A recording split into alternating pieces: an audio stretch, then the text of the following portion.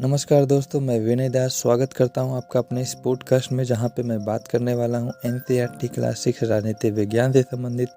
तो दोस्तों, पिछले एपिसोड में मैं अध्याय 2 विविधता एवं भेदभाव को कवर कर रहा था और आज इस टॉपिक को पूरा कवर करूंगा। तो चलिए शुरू करते इस पॉडकास्ट को और बताते हैं आपको इस टॉपिक के बारे में। तो दोस्तों, भारत में समानता के लिए बहुत संघर्ष किए गए थे। जैसे ब्रिटिश शासन से आज़ादी पाने के लिए जो संघर्ष किया गया था, उसमें समानता के व्यवहार के लिए किया गया संघर्ष भी शामिल था। दलित औरतों, जनजातीय लोगों और किसानों के अपने जीवन में जिस गैर बराबरी का अनुभव किया, उनके खिलाफ उन्होंने लड़ाई लड़ी थी। बहुत सारे दलितों ने संगठित होकर मंदिरों में प्रवेश पाने के लिए संघर्ष किए थे और महिलाओं ने मांग मांगे कि जैसे पुरुषों के पास शिक्षा का अधिकार है, वैसे उन्हें भी अधिकार मिले। किसानों और दलितों ने अपने आप को जमींदारों से उनकी ऊंची ब्याज की दर पर छुटकारा दिलाने के लिए संघर्ष किए थे।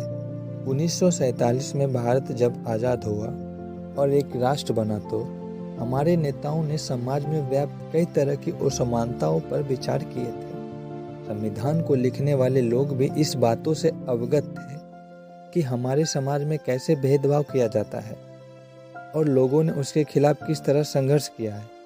कई नेता इन लड़ाइयों के हिस्सा भी थे। जैसे डॉक्टर भीमराव अंबेडकर ने संविधान में ऐसी दृष्टि और लक्ष्य रखा जिससे भारत में सभी लोगों को बराबर माना जाए। छुआछूत को अपराध की तरह देखा जाता है और इसे कानूनी रूप से खत्म कर दिया गया है। इन सब के अलावा संविधान ने सरकार पर यह विशेष जिम्मेदारी डाली थी कि वह गरीब और मुख्य धारा से अलग थलग पड़ गए समुदायों को इस समानता के अधिकार के फायदे दिलवाने के लिए विशेष कदम उठाए। संविधान के लेखकों ने यह महसूस किया कि लोगों को अपने धर्म का पालन करने, अपनी भाषा बोलने, अपने त्यौहार मनाने, अपने आप को खुले रूप से अभिव्यक्त करने की आज़ादी होनी चाहिए। उन्होंने कहा कि भाषा, धर्म, त्यौहार सबके लिए अनिवार्य नहीं बनाना चाहिए। उन्होंने जोर दिया कि सरकार सभी धर्मों को बराबर मानेगी।